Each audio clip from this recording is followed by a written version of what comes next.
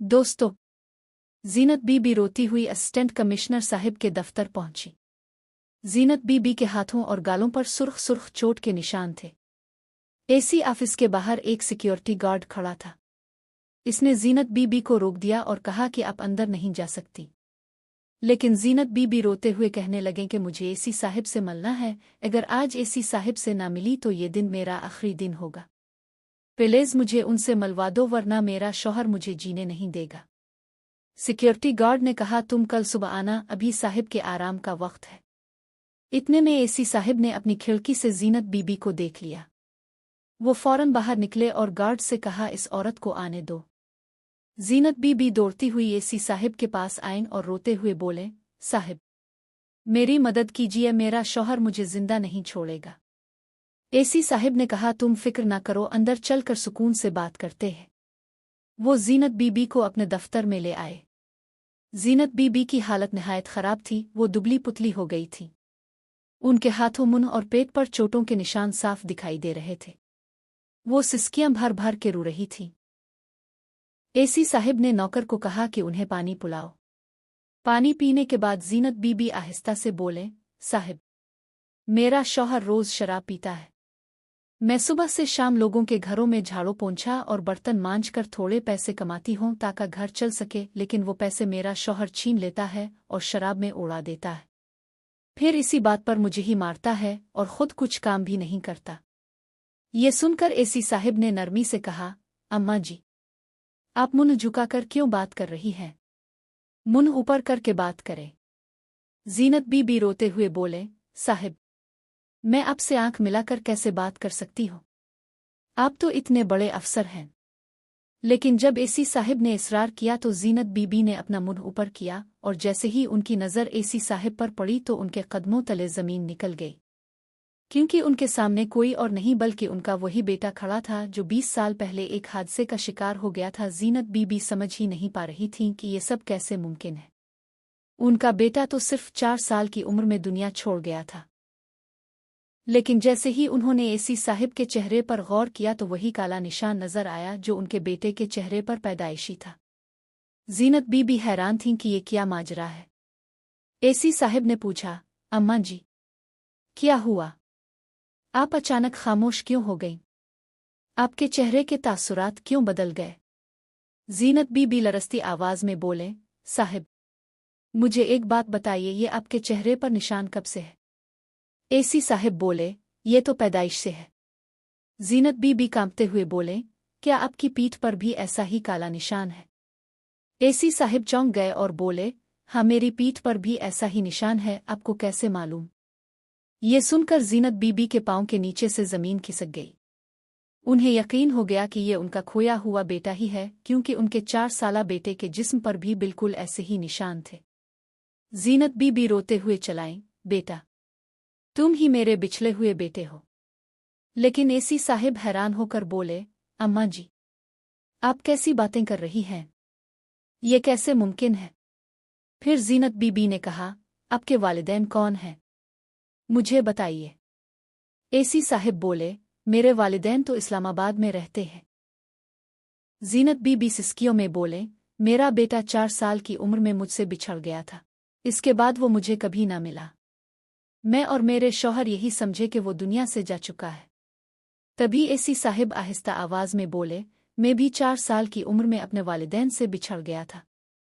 एक हादसे में सब कुछ हुआ। मेरे इस्लामाबाद वाले वालिदैन ने ही मुझे पाला पोसा पढ़ाया लिखाया और आज मैं असिस्टेंट कमिश्नर बना। ये सुनकर जीनत बीबी के होश उड़ गए। वो समझ चुकी थीं कि उनके सामने बैठा शख्स कोई और नहीं बल्कि उनका खोया हुआ बेटा है। एसी साहिब की आवाज भरा गई। वो पूछने लगे, अम्मा जी ये सब कैसे हुआ? क्या वाकई आप मेरी माँ हैं? मैं आप पर यकीन कैसे करूं? जीनत बीबी ने जो इंकिशाफ किया वो सुनकर खुद एसी साहिब के भी कदम डगमगा गए। जीनत बीबी ने कहा, यह बात आज से तकरीबन 20 साल पहले की है। लाहौर में रहने वाली जीनत एक निहायत ज़हीन और मेहनती लड़की थी। वो कॉलेज में पढ़ती थी। इसी दौरान उसकी मुलाकात एक उस्ताद रिजवान से हुई जो इसी कॉलेज में पढ़ाते थे। रिजवान शक्ल और सूरत में निहायत खूबसूरत थे और जीनत भी हुसैन और ज़हीन थी। रिजवान अक्सर क्लास में और कॉलेज में जीनत की तारीफ करते और दिल ही दिल में इसे चाहने लगे। कुछ वक्त बाद जीनत भी अपने उस्ताद को चाहने लगी।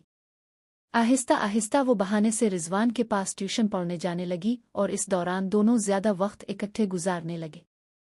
एक उस्ताद और शागिर्द का रिश्ता कब मोहब्बत में बदल गया ये खुद उन्हें भी पता न चला। जब जीनत ने अपने घर वालों को बताया कि वो रिजवान से शादी करना चाहती है तो घर वाले शदीद नाराज हुए। कहने लगे ये मुमकिन नहीं क्योंकि रिजवान तुमसे काफी साल बड़े हैं और हम ऐसा हरगिज बर्दाश्त नहीं करेंगे। लेकिन जीनत बजिद रही और कहने लगी कि रिजवान की अच्छी नौकरी है, पढ़ा लिखा है, उनके वालिदैन के पास अच्छी खासी जायदाद है, वो मुझे अच्छा रखेंगे। आखिरकार बहुत मिन्नत समाजत के बाद घर वाले मान गए और दोनों की शानदार तरीके से शादी हो गई। शादी के 1 साल बाद ही जीनत मां बनने वाली थी। वक्त गुजरता गया, उन दोनों का रिश्ता और मोहब्बत मजीद मजबूत हो रही थी। जब जीनत ने बेटे को जन्म दिया तो रिजवान ने इसका नाम फराज रखा। वो अपने बेटे से बेहद मोहब्बत करता था और उसकी हर ख्वाहिश पूरी करता था। वक्त गुजरता गया और फराज 4 साल का हो गया। गर्मियों की छुट्टियों में फराज जिद करने लगा कि घूमने जाना है। जीनत भी कहने लगी कि शादी के बाद हम कहीं नहीं गए, बच्चा भी बड़ा हो गया है, क्यों ना इसे भी ले जाएं। रिजवान ने पहले कुछ हिचकिचाहट दिखाई लेकिन बीवी और बेटे की जिद के आगे हार गया और तीनों घूमने निकल गए। बारिशें जारी थीं, पहाड़ों पर लैंड स्लाइडिंग हो रही है और कई जगह रास्ते बंद हैं। मगर रिजवान और जीनत ये सब नज़रअंदाज करके पहाड़ी इलाकों में पहुंच गए। वहां 3 दिन तक बारिश की वजह से होटल में ही फंसे रहे। जब रास्ता जरा खुला तो उन्होंने वापसी का इरादा किया, हालांकि लोगों ने उन्हें मना किया था कि खतरा है। लेकिन रिजवान को अपनी नौकरी पर भी जाना था, इसलिए वो निकल पड़े। रास्ते में अचानक पहाड़ी से बड़े बड़े पत्थर गिरने लगे। गाड़ी बमुश्किल बची लेकिन कुछ आगे जाकर सड़क टूट गई और उनकी गाड़ी नीचे नदी में फंस गई। पानी का बहाव बहुत तेज था और गाड़ी आहिस्ता आहिस्ता बहने लगी। लोगों ने रस्सियां डालकर मदद की। रिजवान ने एक हाथ से रस्सी पकड़ी और दूसरे हाथ से जीनत को थामा हुआ था। जीनत ने अपने बाजुओं में फराज को पकड़ा हुआ था। जैसे ही लोग उन्हें खींच रहे थे, अचानक फराज हाथ से छूट गया और नदी में बह गया। शाम का वक्त था, अंधेरा छा रहा था। जीनत चीख चीख कर पुकारने लगी, ओ फराज, फराज। रिजवान अपनी आंखों के सामने अपने बेटे को बहता हुआ देखकर पत्थर कसा हो गया। लोगों ने जीनत और रिजवान को तो बचा लिया लेकिन फराज को ना बचा सके। सारी रात तलाश होती रही लेकिन बच्चा ना मिला। अगली सुबह रेस्क्यू टीमें भी आए मगर वो भी नाकाम रही। इस हादसे ने रिजवान को तोड़ कर रख दिया। इसने बीवी को इल्जाम देना शुरू कर दिया कि अगर तुमने फराज को ठीक से पकड़ा होता तो वो ना बहता। तुम ही की जिद पर हम घूमने आए थे, तुम ही हमारे बच्चे की कातिल हो। जीनत बेचारी खामोशी से सब सुनती रही। वक्त गुजरता गया मगर फराज का कुछ पत्ता न चला। महीना गुजर गया। रिजवान गम की शिद्दत में शराब पीने लगा।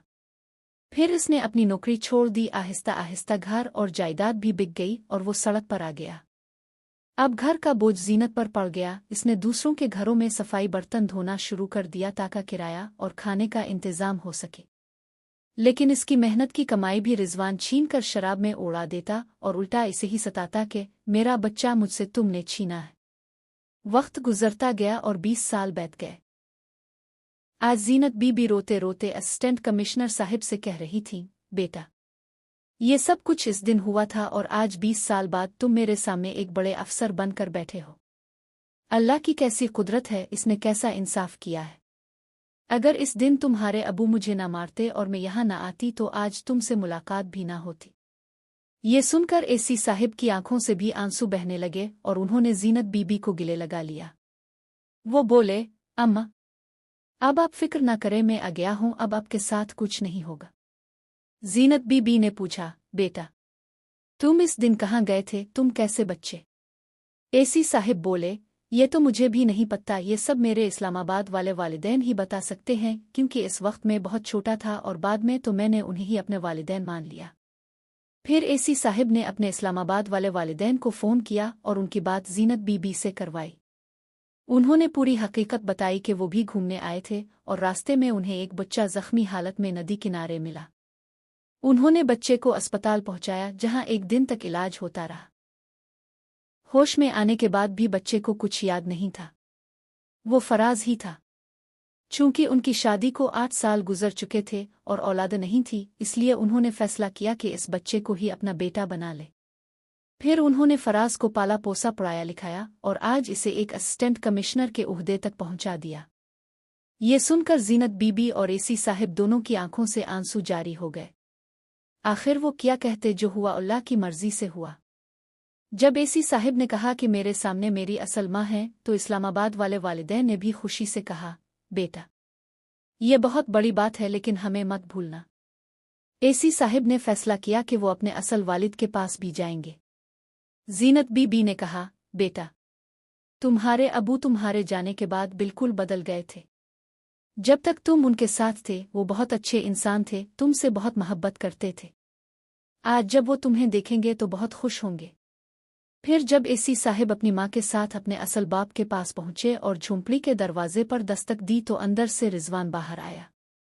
इसकी दाढ़ी बड़ी हुई थी, हालत खराब थी और वो नशे में डूबा हुआ था। जीनत बीबी बोले, देखो मेरे साथ कौन आया है। रिजवान बोला, कौन है, किस को लाई हो। जैसे ही इसने एसी साहिब को देखा तो चौंक गया और कहा, ये कौन है। जीनत बीबी ने कहा, ये तुम्हारा बिछड़ा हुआ बेटा है, ये फराज है। रिजवान बोला, मुझे पागल मत बना, ये तुम्हारी कोई चाल है, मैं नशे में हूं, मेरा फायदा मत उठाओ। जीनत बीबी बोले, जरा गौर से देखो, इसके चेहरे पर वही निशान है जो फराज के चेहरे पर था और उसकी पीठ पर भी वही निशान है। रिजवान ने जब गौर से देखा तो हकीकत मान गया और रोते हुए बेटे को गिले लगा लिया।